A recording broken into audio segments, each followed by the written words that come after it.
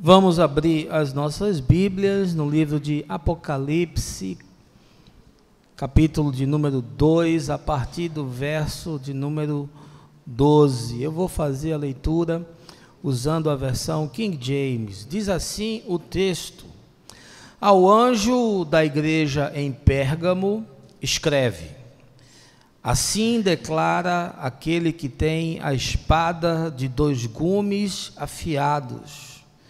Conheço o lugar em que vives, onde se encontra o trono de Satanás.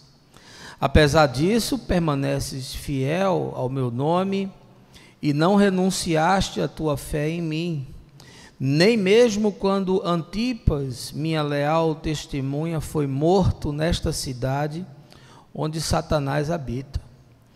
Tenho, contudo, contra ti algumas admoestações, porquanto tens contigo os que seguem a doutrina de Balaão, que ensinou Balaque a armar ciladas contra os filhos de Israel, induzindo-os a comer alimentos sacrificados a ídolos e a se entregarem à prática da prostituição. Além disso, tens também alguns que semelhantemente seguem a doutrina dos nicolaítas. Diante do exposto, arrepende-te. Caso contrário, logo virei contra ti e contra eles pelejarei com a espada da minha boca.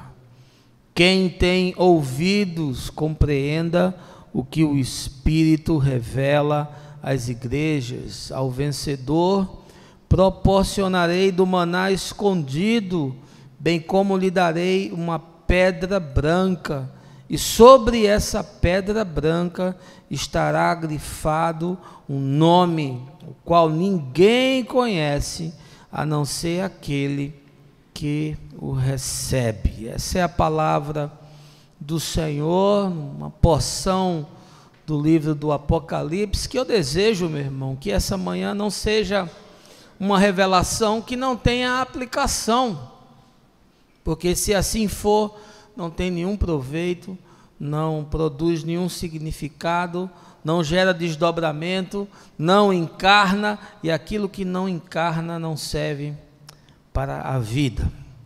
Eu não sei se vocês acompanharam aí a semana passada lá em Curicica, zona oeste do Rio. César que deve conhecer lá aquela parada. Policiais da 42ª Delegacia de Polícia prenderam Patrícia Silvia dos Santos, a famosa Pati Bumbum, 47 anos, massoterapeuta, que se fazia passar por médica e realizava procedimentos estéticos de beleza já havia 13 anos.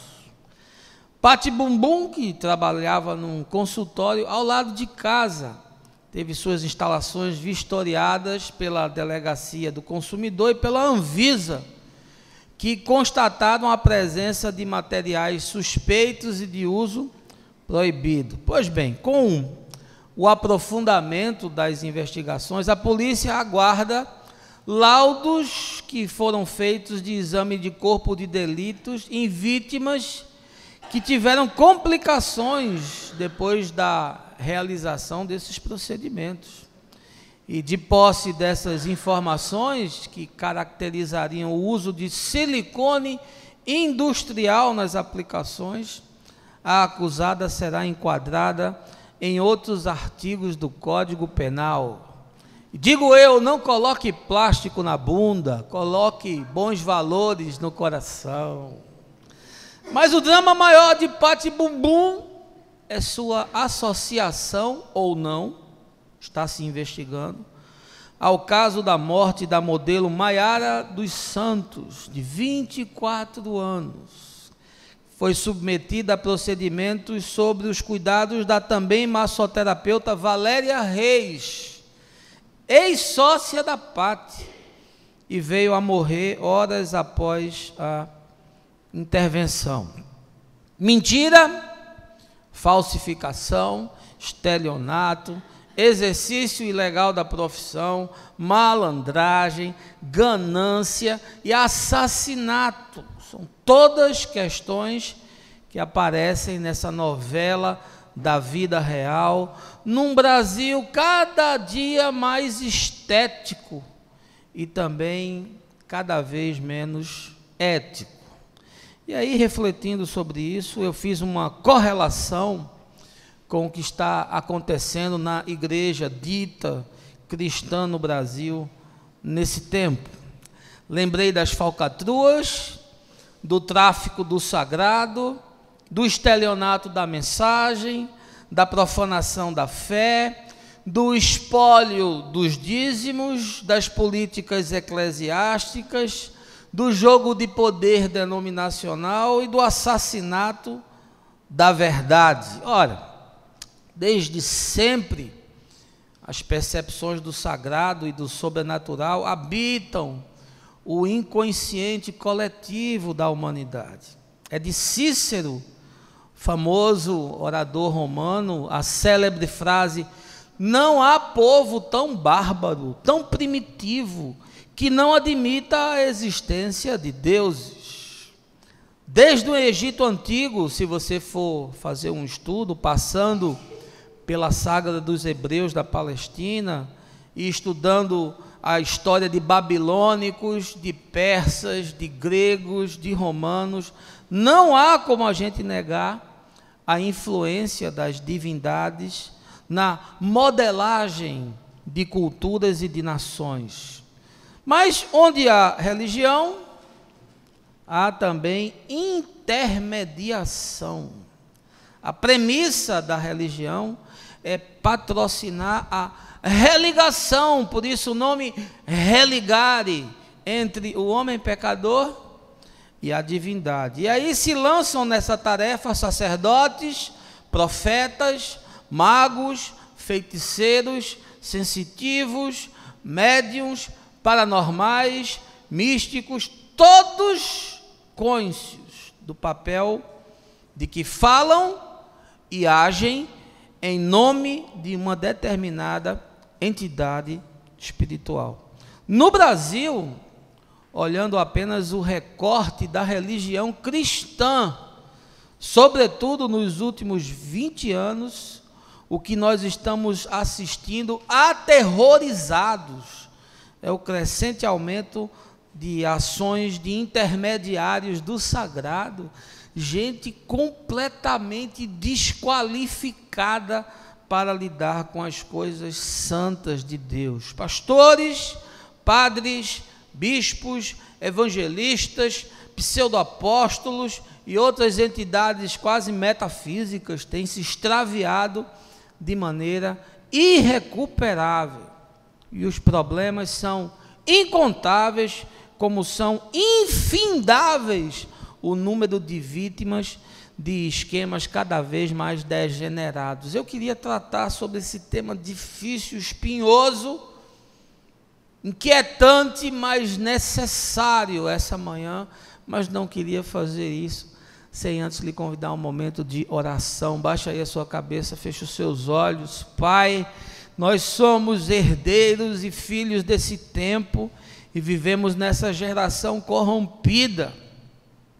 Como lembro das palavras do apóstolo João, que já afirmava em seus dias que vivia um tempo de maldade, nós estamos hoje enfrentando o espírito da apostasia, estamos enfrentando aqueles que se levantam em nome de Deus anunciando mentiras, estamos enfrentando a alquimia, a mistura da mensagem com aquilo que jamais habitou o teu coração. Portanto, é meu desejo, Senhor, apresentar as Escrituras com clareza e também te pedir que o teu povo seja alargado de mente e que possa crescer em discernimento para compreender o que sucede nesses dias e assim poder se defender contra todo o estelionato do Evangelho.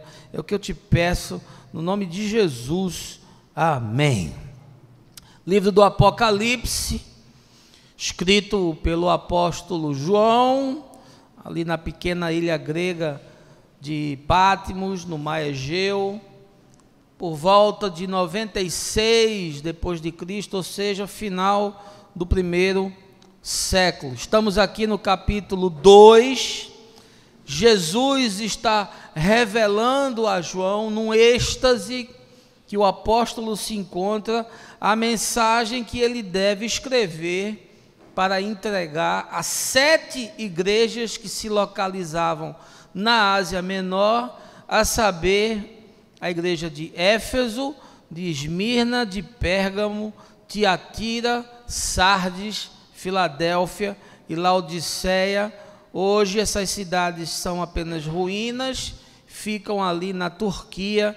Eu tive o privilégio de visitar algumas delas. Embora essas igrejas, à época, fossem igrejas literais, o texto carrega para o nosso tempo o que a gente chama de espiral profética, ou seja, reverbera para nós significados que se projetam para todas as igrejas no decurso da história. É como se cada uma dessas igrejas fosse uma maquete, fosse um arquétipo, um molde das expressões e das experiências de todas as comunidades de fé no decurso dos séculos, inclusive a igreja do nosso tempo.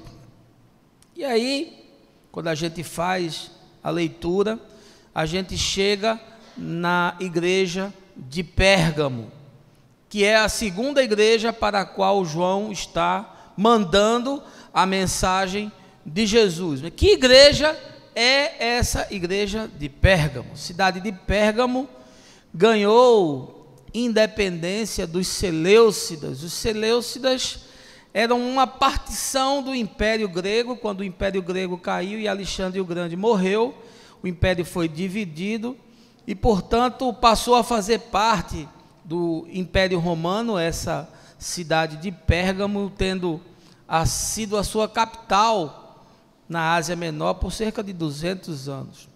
Geograficamente falando, essa cidade vivia um drama, porque ela estava cercada de povos que praticavam a idolatria. Ela própria havia sido a primeira cidade daquela região a erigir um templo ao imperador romano César Augusto. Pois bem, a igreja de Pérgamo, no final do primeiro século, quando essa carta está sendo escrita, se encontrava numa situação difícil. Conforme o texto que a gente lê, os cristãos de Pérgamo estavam abandonando a verdade do Senhor e do Evangelho, e por conta dessa intensa influência que eles possuíam, que produziu um impacto destruidor na comunidade, eles começaram a praticar a idolatria e começaram a se envolver em imoralidade. E aí a gente chega à minha questão chave essa manhã, e tirando esse texto como inspiração, que é abordar o que está dito no verso de número 14. Fala de Jesus escrevendo para essa igreja, nesse contexto de idolatria, cercada por povos pagãos. O Senhor diz a essa comunidade: eu tenho contra ti o fato de que existem aí pessoas que se apegaram aos ensinos de Balaão. Ora, mas quem é esse Balaão? É um homem desse tempo? É um sábio? É um místico?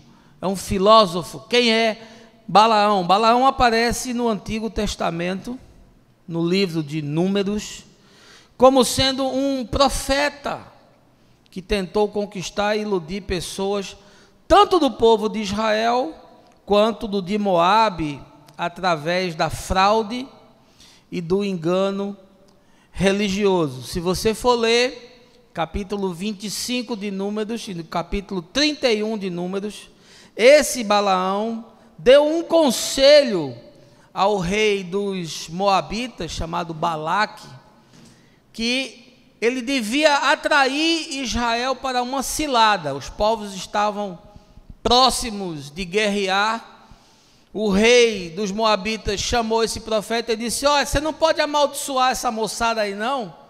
Ele disse: eu não posso amaldiçoar, mas eu sei como você pode, usando um artifício, usando uma engenharia, usando uma falácia, usando um engano, usando uma artimanha, produzir algo que vai destruir eles. E aí o Balaque perguntou: o que é? Estimule eles a se envolverem com mulheres do seu povo e a participarem de cerimônias de sacrifício e de culto pagão. E aí o Balaque pagou ao Balaão uma grana, e ele disse: bom, a única forma de Israel ser derrotada é se eles pecarem contra Deus, porque aí Deus vai os deixar de lado e eles vão acabar se tornando uma presa fácil. Portanto, quando João está escrevendo à igreja de Pérgamo, ele está dizendo: vocês estão tendo os mesmos problemas que tiveram os israelitas, que foram enganados pelos ensinos e pela mentira, pelo engodo, pela doutrina de Balaão. Vocês estão participando de festas cultuais, inclusive essas festas eram importantes na vida social da cidade, porque elas ativavam a economia naqueles dias, e o povo pensava que podia se envolver com essas coisas sem que isso tivesse nenhum tipo de consequência, de desdobramento. E aí Jesus diz: João, escreve para essa igreja que eles têm mantido a verdade, eles têm resistido, mas que há muitos que se extraviaram por conta da doutrina de Balaão. Agora, quando a gente lê o texto, e quando a gente não faz uma exegese mais cuidadosa, a gente acaba pensando que a doutrina de Balaão é esse envolvimento com a idolatria e com a imoralidade.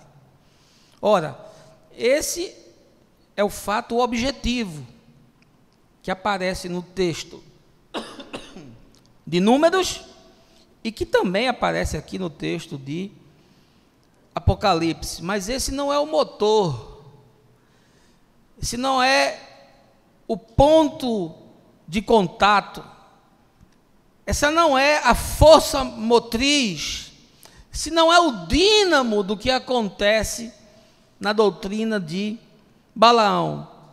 E qual é o ponto então?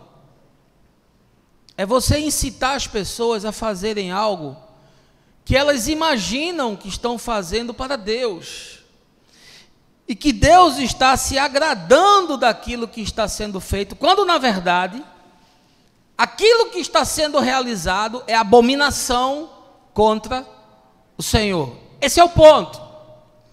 Essa é a questão da doutrina de Balaão. É você usar um artifício, é você produzir um engano, é você criar uma falácia, é você construir com um artifício, inclusive da Escritura, uma doutrina, que as pessoas sejam levadas a fazer coisas que elas pensam que Deus quer que elas façam, e que Deus se agrada que elas façam, e que isso vai produzir a bênção de Deus sobre o povo. Mas na verdade, a única coisa que isso vai produzir é desgraça, destruição, é ruína de alma, de vida, de mente, de fé. Eu olho para os sacerdotes desse tempo e eles parecem hologramas de Balaão. Todos eles estão usando máscaras de Balaão. Eles estudaram na escola de profetas de Balaão. Eles são difundidores e mestres da doutrina de Balaão. Manipulam o povo, iludem, chantageiam, inferem culpa, medo.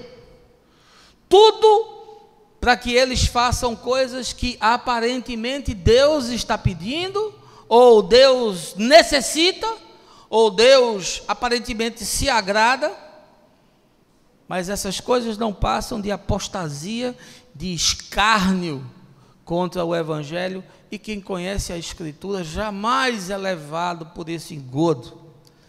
Práticas que produzem alquimia da mensagem, charlatanismo, demonização da vida, extorsão financeira, estupro espiritual, esmagamento emocional, bruxaria, sincretismo, a lista não tem fim.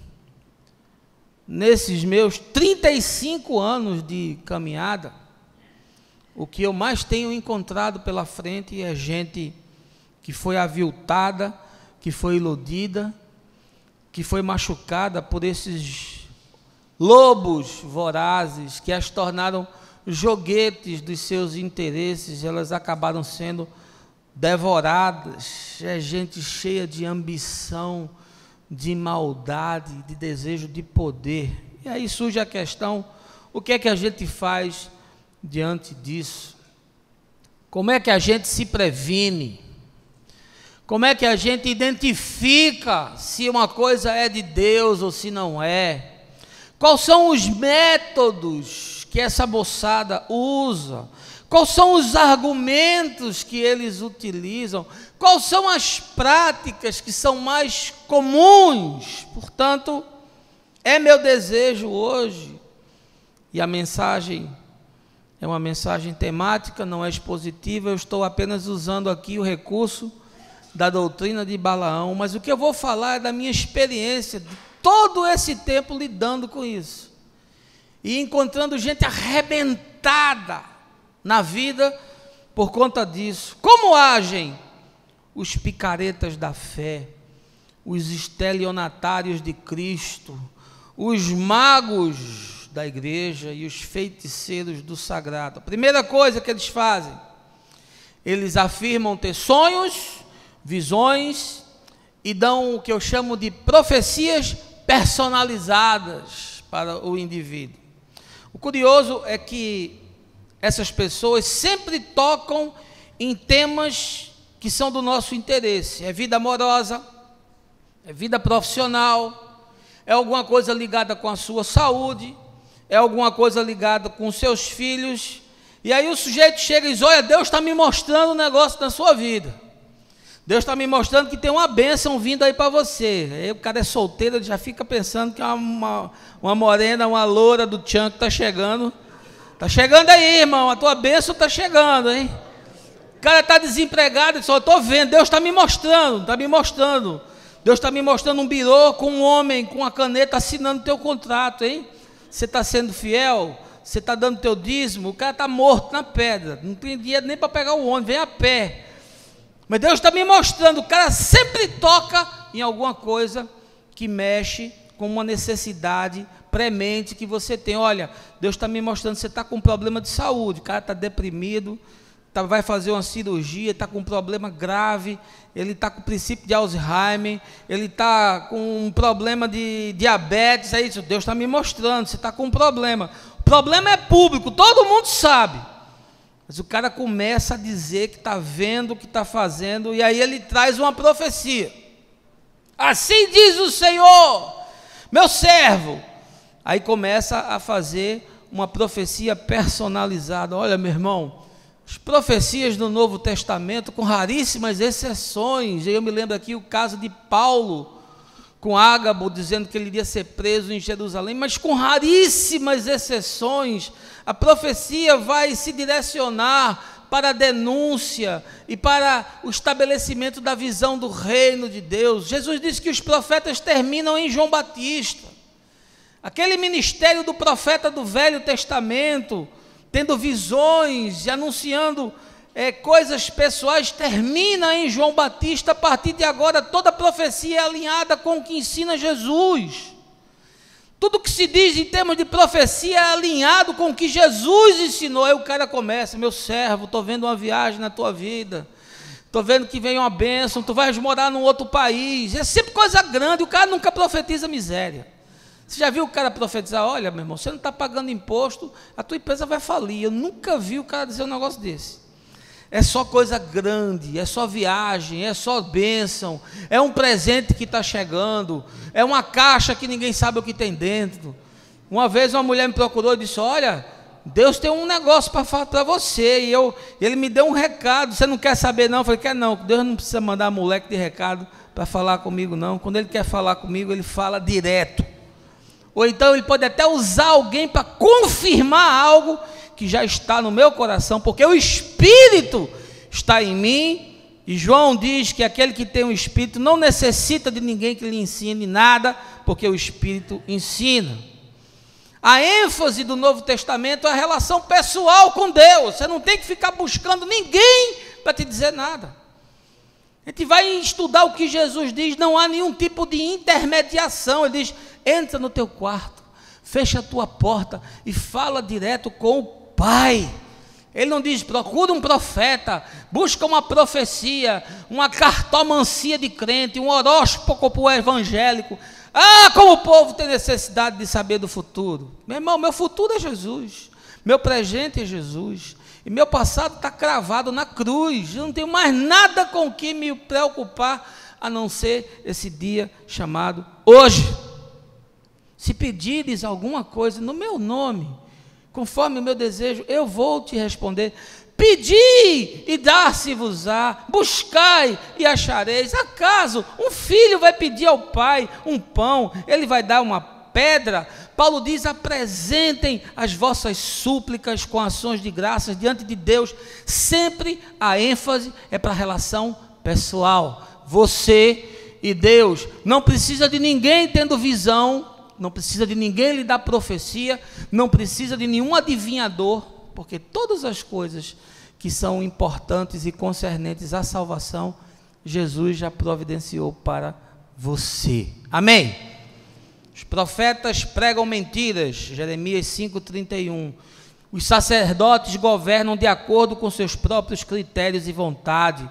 E mais, o povo se agrada de tudo isso. No entanto, o que fareis quando toda essa situação chegar ao fim? Isso não é novo, não.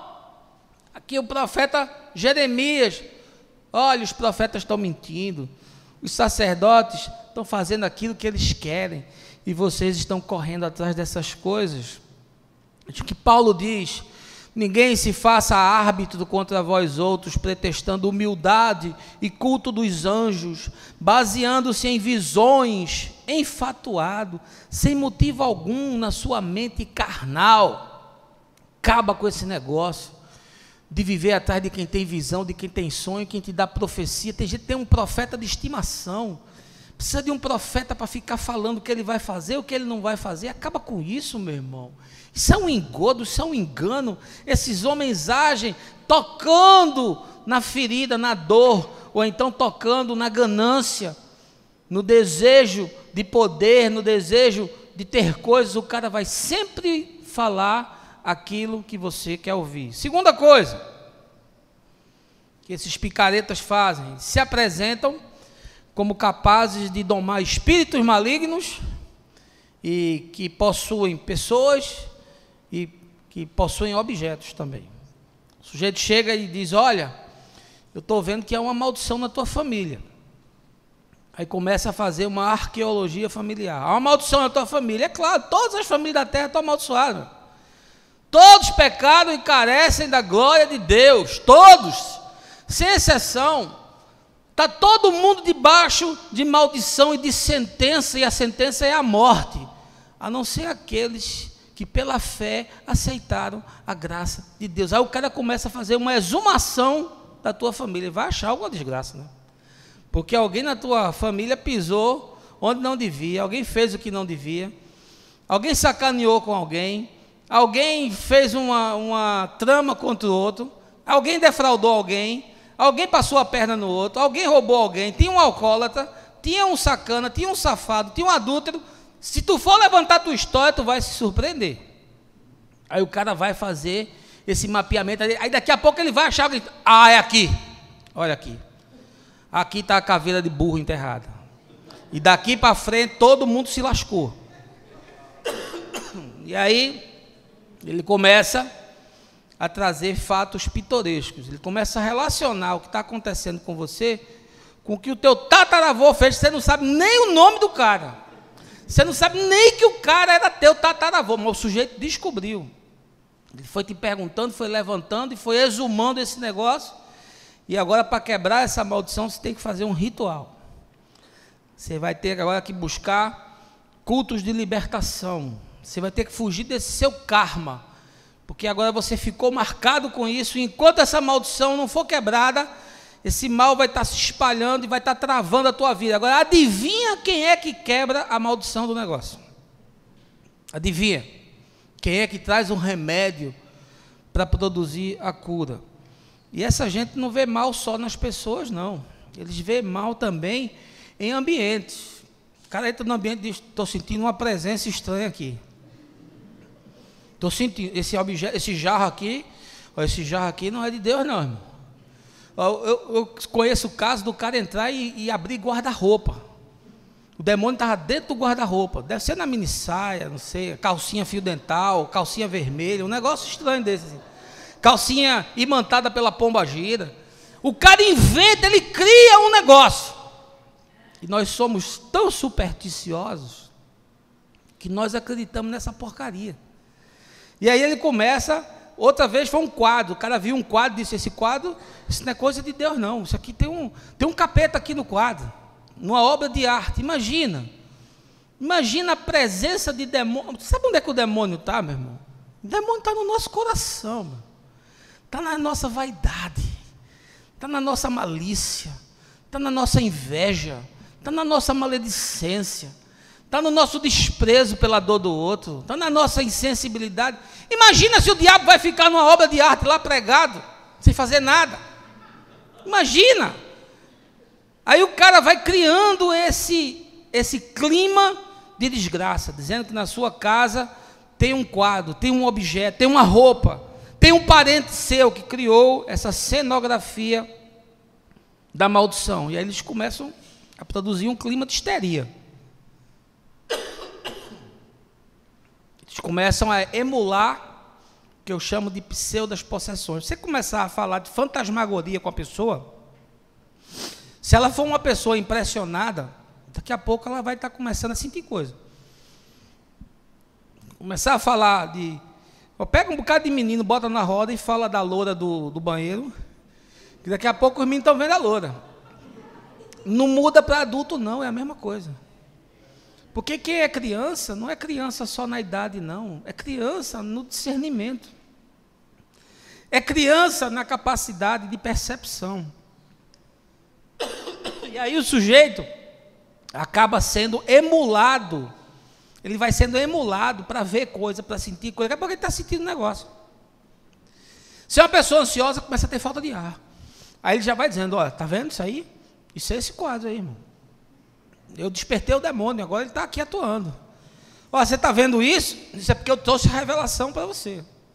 Você agora está entendendo que teu tataravô pisou na caveira de burro. E aí todo mundo foi amaldiçoado depois. Agora você está vendo. E aí, como é que quebra isso?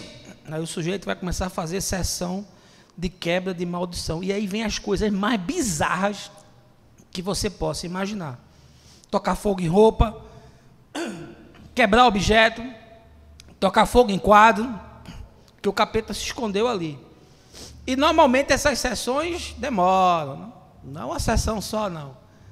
E sempre tem que rolar um jabá, porque se o sujeito não receber, o demônio não vai sair. Veja o que a Escritura diz: tende muito cuidado para que ninguém vos escravize a vãs e enganosas filosofias que se baseiam nas tradições humanas, na falsa religiosidade deste mundo, e não em Cristo. Colossenses 2, verso 8. A terceira coisa que essa turma faz: eles semeiam culpa na mente das pessoas que não alcançam o padrão da elite espiritual. Tem a elite, que são os caras que chegam no topo, ou as irmãs, as mulheres que chegaram no topo. E aí o cara cria uma agenda espiritual que é mais uma aeróbica para você participar.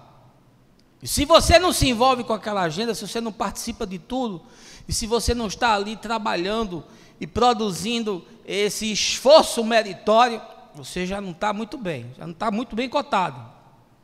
Você não vem em todo culto, reunião de doutrina, evangelismo, não participa de movimento, não está no domingo, você já começa a ser visto assim, meio de lado, você não está cumprindo aquela regra. E aí o curioso é que para você mudar de nível, você cada vez é mais exigido, cada vez você tem que dar mais oferta, cada vez você tem que se envolver mais. E aí o cara vai botando meta para você bater. Não tem meta na sua empresa? O cara diz, rapaz, até na igreja tem que bater meta? Tem. Tem que trazer gente. Se você for líder de célula, tem que fazer discípulo, tem que batizar não sei quantos, tem que dar não sei quanto de oferta, tem que ser batizado no Espírito Santo. Se não for batizado no Espírito Santo, aí já está lascado, de cara. Você já é crente de segunda. Tem que falar língua estranha. Se você não falar língua estranha, você já está desqualificado. Aí você inventa um negócio. Pronto, estou falando. Aí você já passa no teste. Se você não falar, você já está rebaixado. E começa a distribuir cargo. Porque cargo é um negócio que mexe com a vaidade das pessoas. Começa a induzir o indivíduo a pensar que ele é o super-homem. Então você não adoece, você não se deprime, você não é tentado, você não fracassa em nada, você não tem problema existencial, você não tem crise. A sua família é a família perfeita. E aí você vai começando a ter que maquiar, porque você não é assim, nem você, nem eu e nem ninguém. Mas a exigência para você entrar no BOPE espiritual, você chegar na elite, você começa a ser submetido a esse tipo de coisa. E aí você tem que semear. Você já ouviu esse negócio? Você tem que semear. Você tem que semear. Aonde? No bolso do pai apóstolo, do pastor, do profeta, do líder. Semeia. Você tem que jejuar. Tem que trabalhar na obra. Você tem que evangelizar. E aí quem não atinge essa meta começa a ser considerado um sujeito de segunda, de terceira. E aí sabe o que vai acontecendo? Você vai se afundando na culpa. Sabe por quê? Porque ninguém consegue cumprir isso. E quem entrar na falácia de tentar cumprir essa meta, vai começar a produzir um embuste. Vai começar a mascarar a vida. Porque ninguém consegue ser bom em tudo, ninguém consegue fazer tudo, e você se deprime, você se chateia, você desanima, você fica doente, você não tem agenda, porque você tem trabalho, você tem família, e aí você não vai conseguindo cumprir ali o plano de carreira espiritual que lhe foi proposto.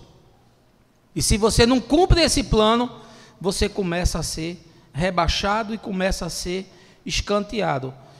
Ao contrário, aqueles que cumprem o plano começam a ser privilegiados, porque estão sendo amassados, e não raro estão sendo extorquidos para cumprir aquele desafio, e o cara acha que fazendo isso, ele está agradando a Deus. Ou seja, é a doutrina de Balaão, e o cara joga, e é um jogador que sabe fazer o jogo.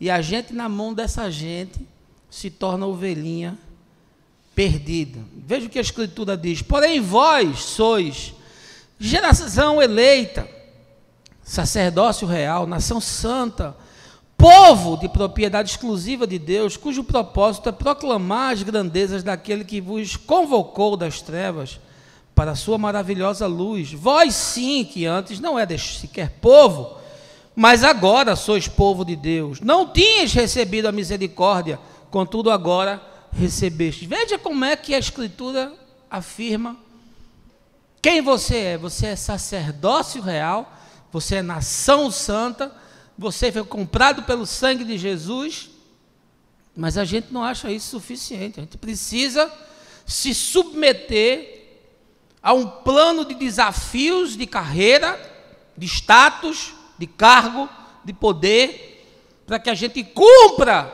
aquilo que nos é solicitado para a gente crescer diante de Deus. Será mesmo diante de Deus?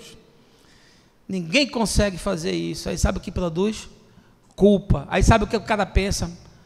Eu sou uma porcaria mesmo. Eu não consigo nem ir na reunião. Eu sou uma porcaria. Minha família é uma porcaria, porque eu vivo tendo discussão com a minha mulher. O meu filho está aí indo para a boate. Eu sou um pai, sou uma porcaria mesmo. Eu nem falo em língua estranha. Se eu sou um cara espiritual, eu não sirvo para nada. E aí você começa a ser invadido por uma culpa que vai desmotivando e quebrando a sua relação com Deus. E no outro lado, esse que vai se adequando a essa maluquice, vai se tornando presunçoso, jactante, orgulhoso. Ele se sente melhor do que os outros, ele se acha mais espiritual do que os outros, ele acha que nele caiu mais sangue da cruz do que os outros. Ele é o escolhido. Quarto lugar, veja aí o que é que os traficantes do sagrado fazem. Colocam-se numa posição de superioridade espiritual e exigem obediência plena. Se não submeter, você é um rebelde. Se você não se submeter ao ungido, você está em rebeldia. Olha, deixa eu lhe dizer um negócio. A igreja não é um exército, não, meu irmão. Para ninguém ficar dando ordem em ninguém, não. Você vê isso no Novo Testamento aonde? Você vê Jesus fazendo ordem unida com os discípulos? Bola, direita, vou ver. Descansa, sentido, continência. Chegou Jesus, aleluia, glória a Deus, chegou Jesus. Você vê isso? Não. Eu vos tenho chamado de amigos, brother, amigos. Entre vocês, não é assim. Não é assim que funciona. Mas veja que o sujeito começa a criar essa posição de superioridade, dá carteirada em você. Começa logo assim, os clérigos e os leigos. Começa logo fazendo uma separação que Jesus não fez. Jesus disse o contrário, que nele todo mundo é um. Não tem homem nem mulher, judeu nem grego, bárbaro nem cita, escravo liberto, todo mundo é um. O cara logo separa os clérigos e os leigos, os ordenados e os não ordenados, os ungidos e os não ungidos. E você aceita isso. Eu sou apóstolo. Eu sou um reverendo. Sou um reverendíssimo. Onde é que você vê isso na Escritura? Aonde você vê isso? Você vê isso na organização que Constantino fez no século IV, criando hierarquias papais e bispais e geografias de controle, mas você não vê isso em Jesus e nos apóstolos. Você não vê isso. E ainda mais, a Bíblia diz que toda autoridade está sujeita a Deus. Portanto, se a autoridade não está alinhada com aquilo que nós percebemos e que Deus nos ensina nas Escrituras, ela está fora. Pode ser quem for, pode ser o Papa. Qual é o padrão de Jesus? Eu lavei os pés de vocês. Quem é o líder? O líder é quem lava os pés dos irmãos. O líder é aquele que está sempre disposto a servir, não é manipular, não é exigir, não é ter uma posição diferenciada, não é ter um lugar de destaque, não é sentar numa vitrine, num trono. Isso não tem nada a ver com o Evangelho. Isso tem a ver com a cópia que se fez do modelo dos reis da Idade Média. Dos reis sentados nos seus tronos e dos bispos sentados em suas cátedras. E dos castelos dos reis e das catedrais dos bispos. E da coroa dos reis e das mitras dos bispos. E do anel do rei e do anel do bispo. E da capa do rei, da capa do bispo. Sempre é uma símile. E a gente está copiando um poder temporal, que é o poder do rei, querendo ter esse poder temporal, quando entre nós temos um rei eterno, entronizado. Qual foi a tristeza de Samuel quando o povo pediu um rei? Porque Deus não basta para vocês? Deus não é suficiente para vocês? Vocês querem ter um rei igual aos modelos dos povos pagãos? Nós fazemos a mesma coisa, criamos reis dentro da igreja, criamos tronos dentro da igreja, criamos posições e hierarquias dentro da igreja. Jesus disse, não é assim com vocês, mas a gente fez dessa forma.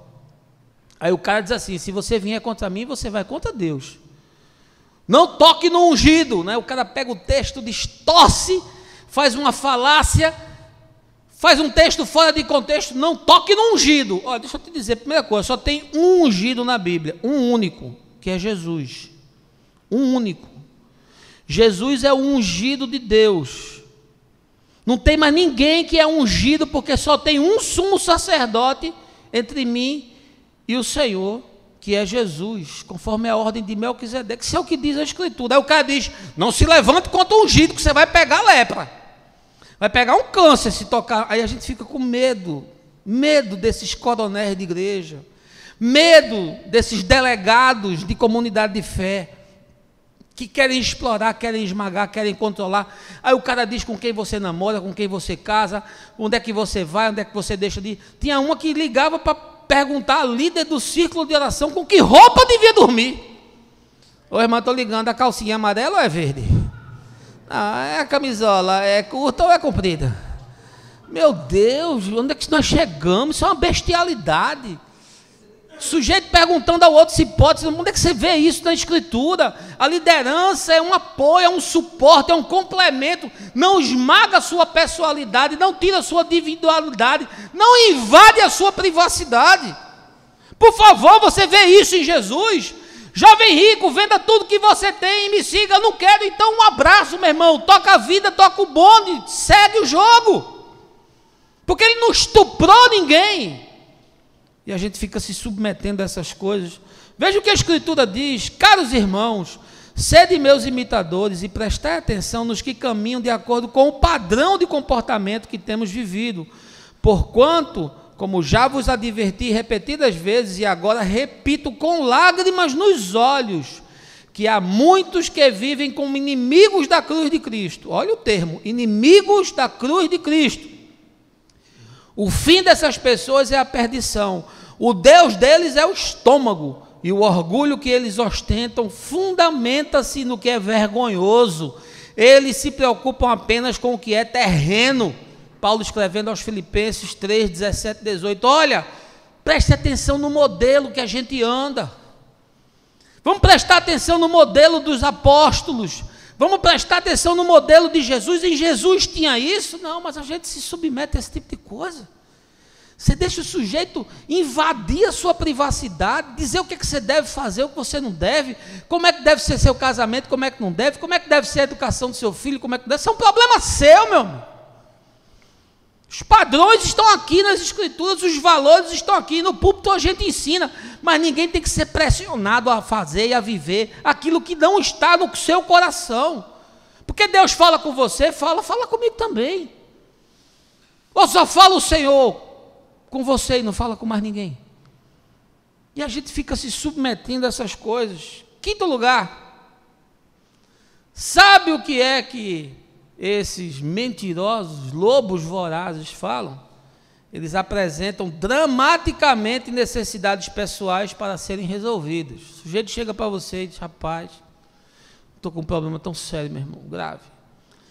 E ele é o ungidão, ele é o poderoso chefão, ele é o apostolão, e aí ele procura você. É gente que gosta de falar de miséria, de criar um cenário de caos, e pinta assim um contexto de desolação, e ele gera em você uma culpa e uma necessidade de ter que ajudar ele a todo custo. E olha, ele não procura quem não tem grana não, só procura quem tem grana. Ele procura quem ele sabe que está em boa condição e que pode meter a mão no bolso e pode resolver o problema. Olha, fuja de alguém que lhe procurar e lhe pedir um empréstimo.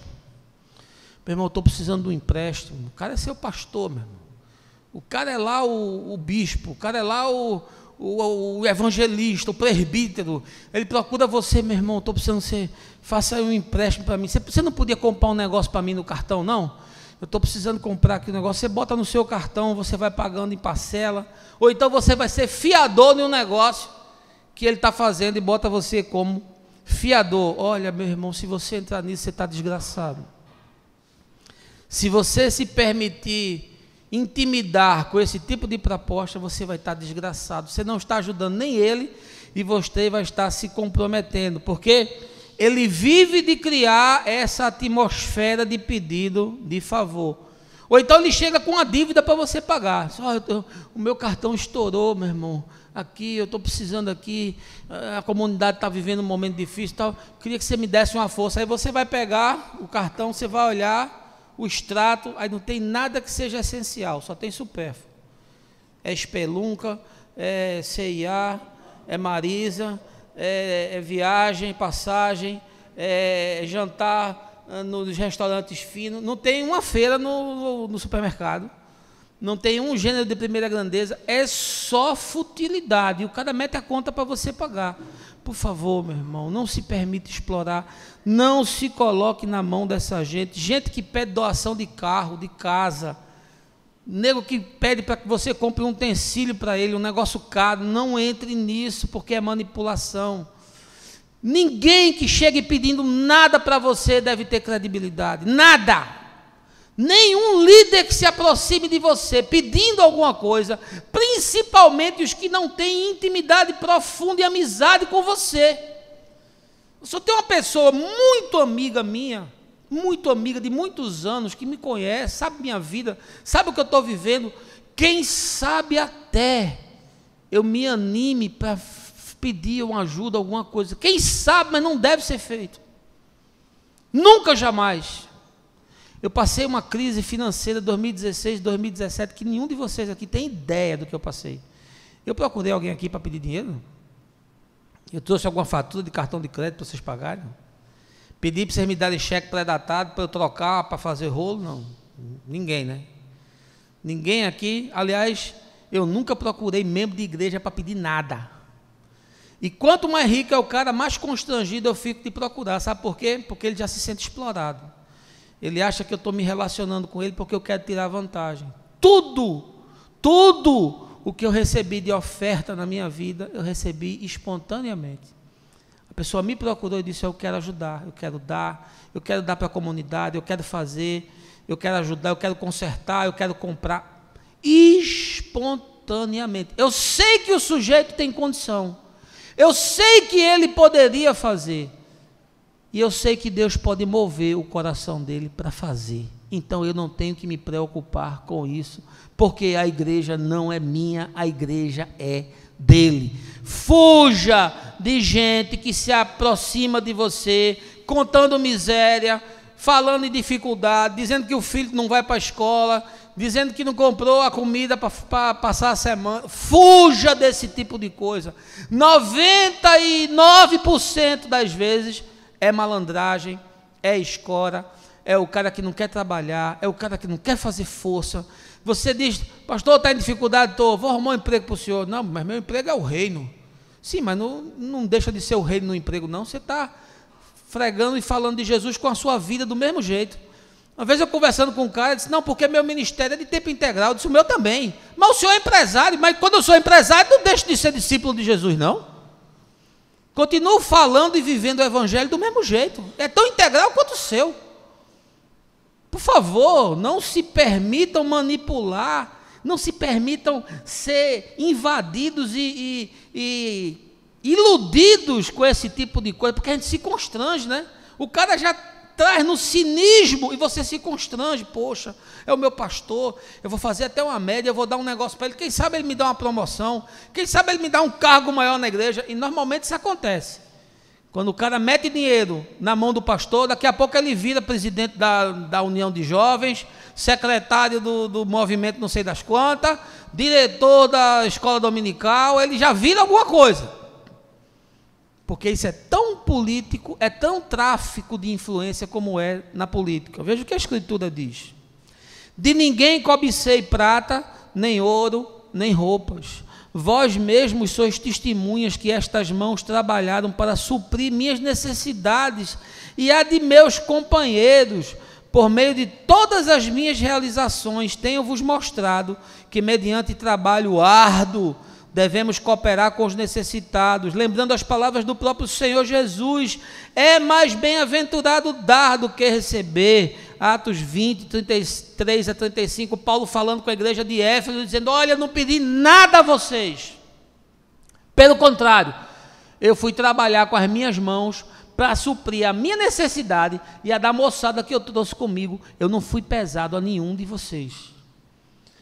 Uma coisa é você se sentir motivado, desafiado, você olhar e dizer, eu vou ajudar, eu vou dar uma oferta, eu vou chegar junto aqui que eu estou percebendo que tem uma necessidade. Deus tocou no meu coração. Isso é uma coisa. Outra coisa é o sujeito envolver você com uma conversa melosa, contando miséria, constranger você, para você fazer alguma coisa, para tirar ele da irresponsabilidade financeira que é a vida dele e que muitas vezes se tornou a vida da igreja. Porque tem igreja que paga 80% do que arrecada ao pastor. A igreja existe para bancar o ministério do pastor. Isso é uma vergonha, meu irmão. Isso é um descalabro. Eu vou falar aqui mais na frente sobre isso. Sexto lugar, você quer saber como é que a agiotada da fé funciona? Eles se mostram exageradamente solícitos em tempos de bonança e ficam distantes no tempo da dor. O sujeito chega perto de você quando você está bem, quando você está com caixa alta, quando você está podendo chamar ele para jantar, quando ele está podendo chamar você para comprar uma roupa para você, quando ele está numa situação que ele convida a moçada para fazer uma noitada em casa. São os amigos do uísque, são os amigos do canapé, são os amigos das facilidades. Agora, quando você entra em crise, se você tiver uma dificuldade, se você deprimir, tiver uma doença na família, se você viver um momento em que você precise de ajuda, inclusive de ajuda financeira, aí o pastor some, aí o líder desaparece, aí o apóstolo não quer nem visitar você, inclusive porque você está debaixo de maldição, né? Você está vivendo uma situação financeira porque você provavelmente não deu dízimo, você provavelmente não deu oferta, e aí Deus está amaldiçoando você. Deus agora tirou o seu emprego, você ficou sem nada, porque você deixou de contribuir para a obra. Aí não é bom nem chegar perto de você para não pegar essa desgraça. Aí todo mundo desaparece, evapora, você fica numa situação jogado, escanteado, desgraçado. Ninguém quer estar junto de você porque você está vivendo um drama. São os amigos dos tempos bons, são os amigos das boas festas, são os amigos dos bons restaurantes, são os amigos dos drinks, são os amigos das ofertas e dos presentes, do momento em que você pode proporcionar coisas boas. Olha, eu proporcionei muita coisa boa para pastores e para pessoas que me lideraram, quando eu pude e quando eu quis fazer, jamais constrangido. Quando pude e quando quis, eu o fiz, mas nunca por imposição, nunca jamais por chantagem, nunca por manipulação, porque isso jamais funcionaria, nem comigo, nem com Fabiana. Aí o sujeito fica indisponível. Veja o que diz a Escritura: portanto, o coração dos sábios está na casa onde há luto, mas o coração dos insensatos nos banquetes e em lugares de muito riso. Eclesiastes 7, verso 4, em todo o tempo ama o amigo, e para a hora da angústia nasce o irmão. Provérbios 17, 17. Olha, cuidado com quem está junto de você quando você está bem, quando você está por cima, e quando você pode proporcionar e patrocinar coisas boas para o outro, e o sujeito desaparece no momento da angústia, da dor e da crise. Eu vou parar aqui. Essa é uma mensagem em duas partes. Tem mais 6 pontos, e os 6 pontos seguintes são os principais.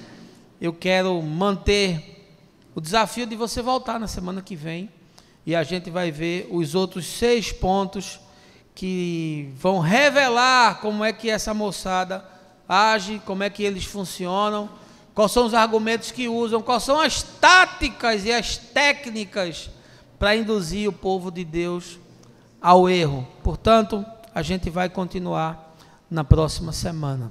Vamos ter um tempo de oração. Baixa aí a sua cabeça, fecha os seus olhos.